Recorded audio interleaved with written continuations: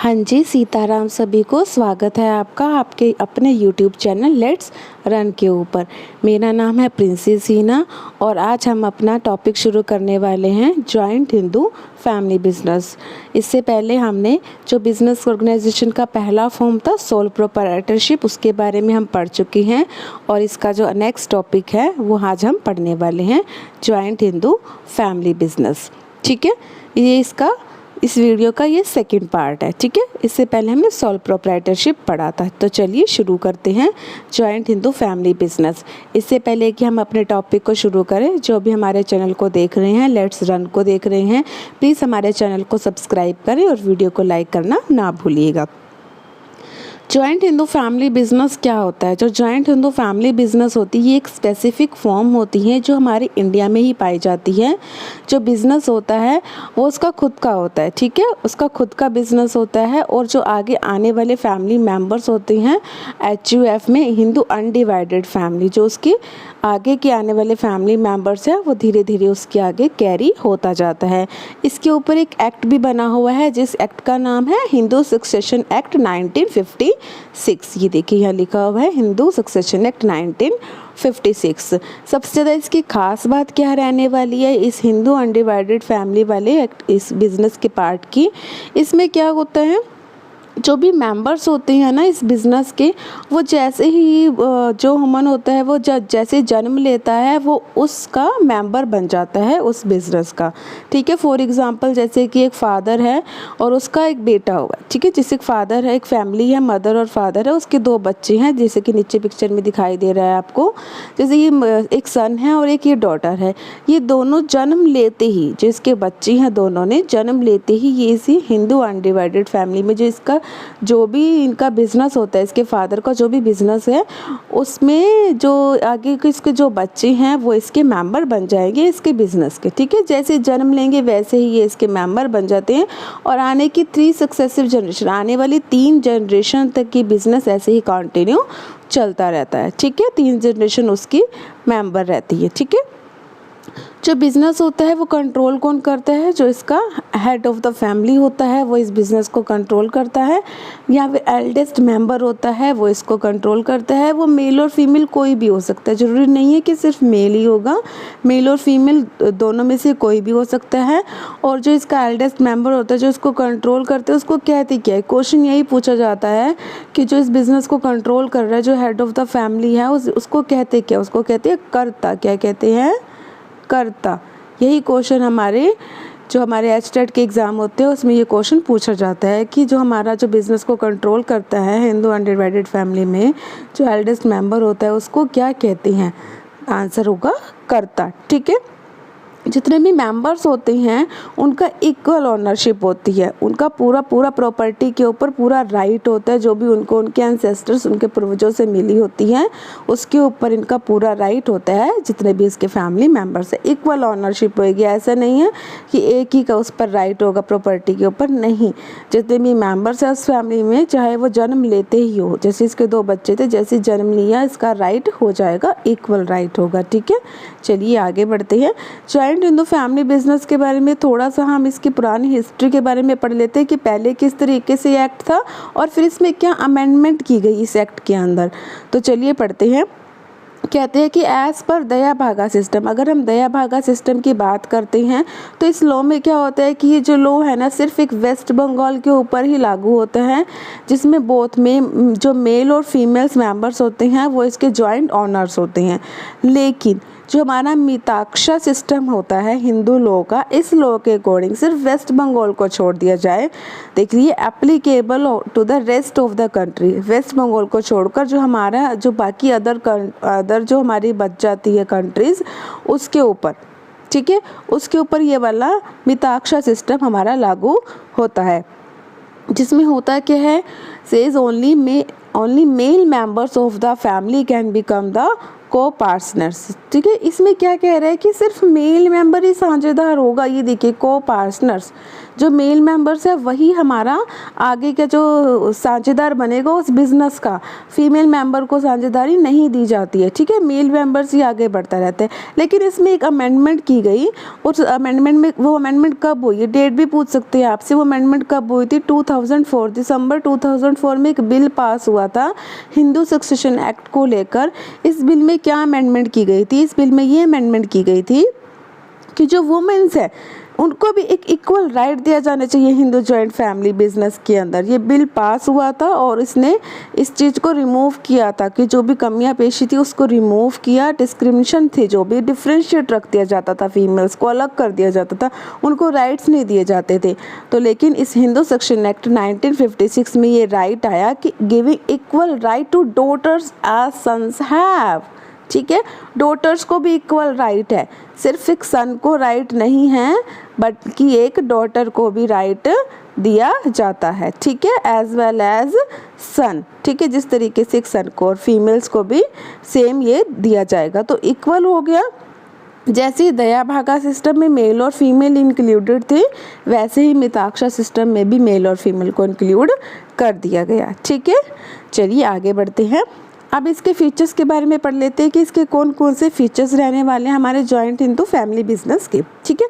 सबसे पहले बात करते हैं कि फॉर्मेशन, निर्माण। इसमें क्या होता है कि जब भी इसका फॉर्मेशन किया जाएगा हिंदू जॉइंट इसमें HUF में, जो हमारा ये बिज़नेस होता है इसमें कम से कम कितने मेंबर्स होने चाहिए, एटलीस्ट 2 मेंबर्स होंगे तभी ये काउंट होगा हिंदू अनडिवाइडेड फैमिली के, इसमें आएगा सक्सेशन एक्ट 1956 के अंदर ये काउंट होगा। अगर एक मेंबर होगा तो वो किस में चला जाता था, बिजनेस सोल प्रोप्राइटरशिप में चला जाता था ना। हमने अभी पिछली वीडियो में पढ़ा था कि बिजनेस का जो फॉर्म था सोल प्रोप्राइटरशिप, उसमें सिर्फ एक अकेला मेंबर था।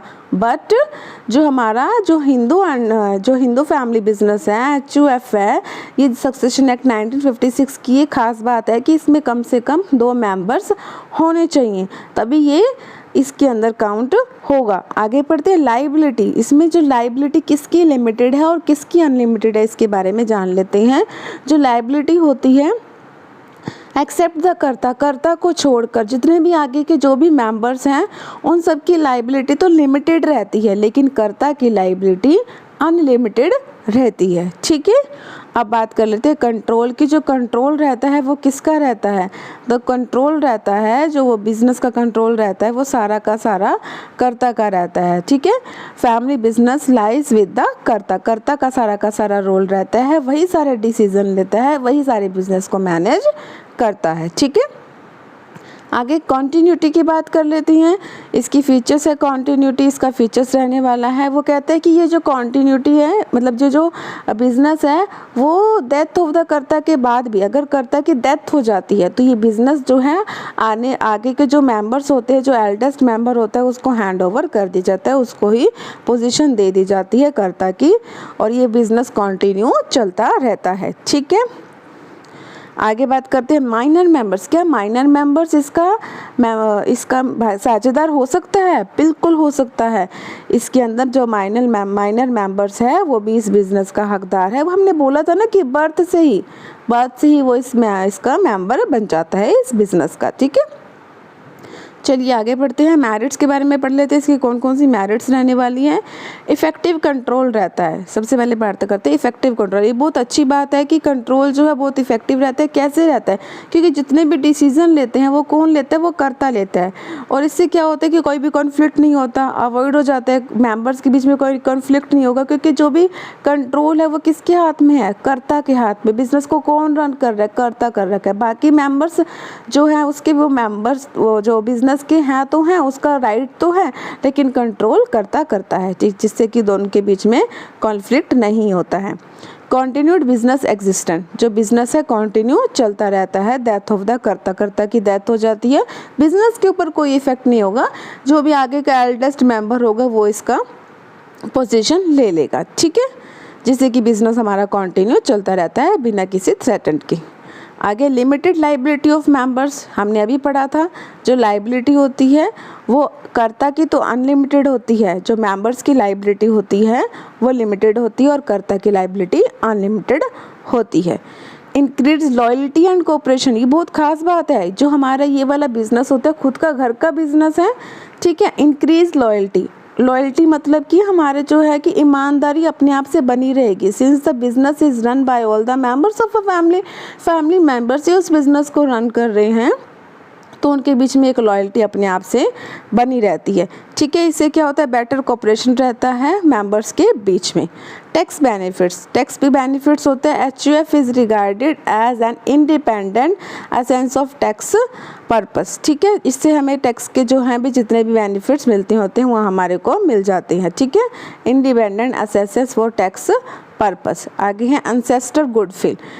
HUF enjoy the benefits of ancestral goodwill, जितने भी हमारे पूर्वजों की गुडविल है उसको हमारा जो है कर्ता जो है उसके जो फैमिली मेम्बर्स है वो एंजॉय करते हैं उस गुडविल को। उनको बेनिफिट्स आगे आने वाली जनरेशन को भी पिछली जो पूर्वजों की दिया हुआ बिजनेस है उसका बेनिफिट्स आगे मिलता रहता है। एक बिजनेस रन हो रहा है, चल रहा है, अच्छा उसका नाम है, तो उसके जो आगे आने वाली जनरेशन होगी उसको एज इट इज़ उसी नाम के साथ में बिजनेस वो रन कर सकता है।